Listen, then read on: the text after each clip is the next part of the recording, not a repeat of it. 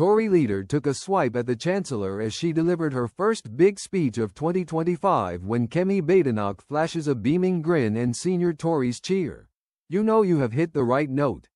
In this case, it was a duff note. Rachel Reeves to be precise. The lame duck Chancellor who is clinging on to her job by her fingernails. Delivering her first big speech of 2025. Mrs. Badenoch said she would back the Prime Minister if he made the right decisions.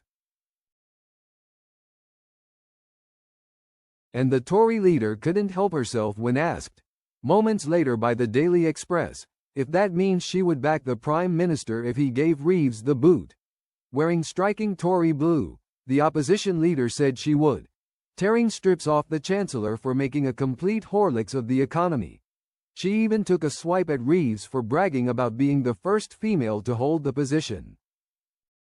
Punchy stuff from the Conservative leader who was speaking 50 years after one of her political idols and predecessor, Margaret Thatcher, launched her bid to head the party. In her speech, Mrs. Badenoch, who has been in the job for just 10 weeks, laid out mistakes her party made when in government, including on Brexit, immigration, and net zero. Speaking at the Grand Pall Mall home of the Institute of Directors, she promised to be honest with the country.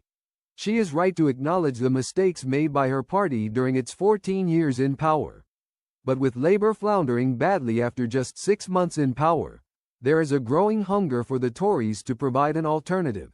If she and her party fail to step up, then a certain Nigel Farage and his Reform UK will fill the void.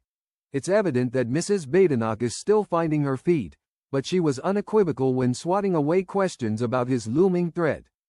5 decades on from the Iron Lady's remarkable leadership journey, the 21st century version is rebuilding Tory party for the battles that lie ahead. It would appear she is up for the fight.